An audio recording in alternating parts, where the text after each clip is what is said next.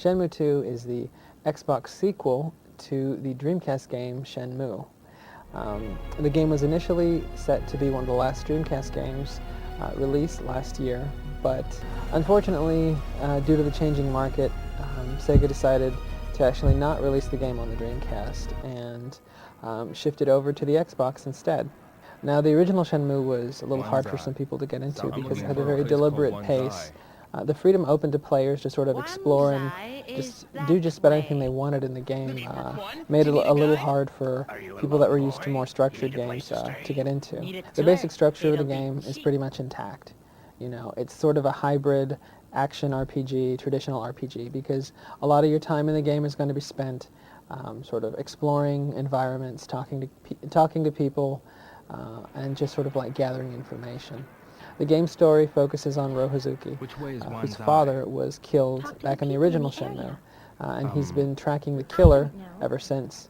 At the end of the original Shenmue, he got a lead on the whereabouts of the killer, and Shenmue II opens with arriving by boat. Along the way, you're going to meet a very wide cast of characters and sort of get involved in a bunch of other different things. You're going to have the opportunity to take some sort of interesting diversions, interacting with other characters, getting a job, gambling, playing games, even shopping. I mean, there's a lot you can do because one of the most impressive things about Shenmue is that it recreates, basically, cities and life. You're also going to find sequences where you get into basically one-on-one fights with people, and the gameplay shifts to a more simplified version of like a fighting game.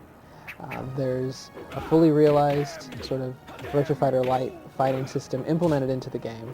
On top of the fights, you're also going to have sequences called quick time events that basically require you to match on-screen key presses in time or memorize specific patterns and do it before time runs out and things like that, which have actually sort of been refined from the original game because there were sequences in the original game which were in some cases criticized for being a little bit too much like Dragon's Lair because they were just very set in their ways.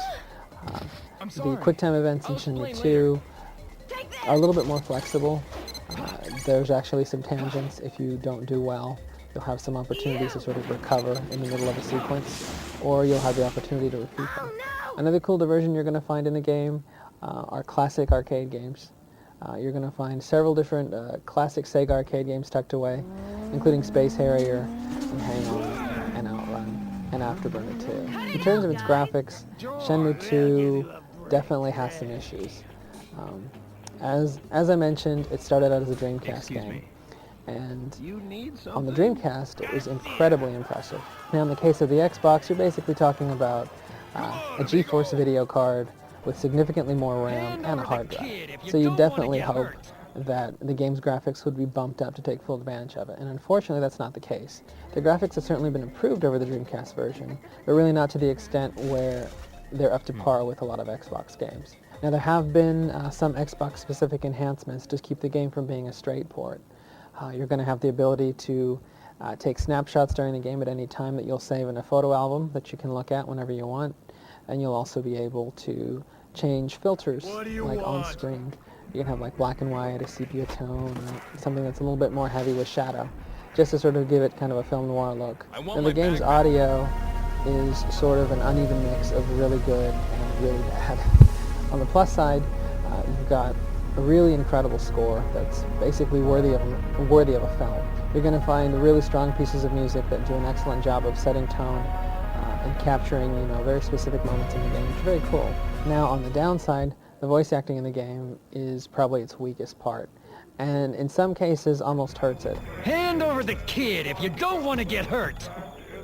What are you going to do? It's none of your business. I don't think so.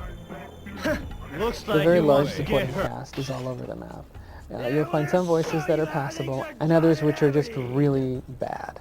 The main character sort of flip-flops between being decent and just being completely lifeless and emotive and kind of a zombie. Overall, Shenmue 2 ends up being a pretty uneven experience.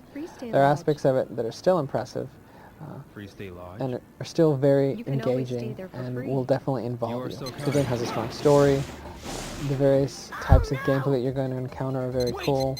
And the ability to just roam and kind of interact with other characters and train yourself and just do a bunch of extra things, sort of like in addition to your main quest, are all very cool. The freedom is definitely a positive aspect of the game because it's there if you want to explore it, but at the same time, if you don't, there's ways to play in a much more structured fashion and follow the story very closely. But in the end, all the different parts of the game, the sound and the graphics, don't pull together. So the end result is this package that still has some appeal. I definitely think it's a solid game and a very good game, but in the end it kind of falls short from being a great game.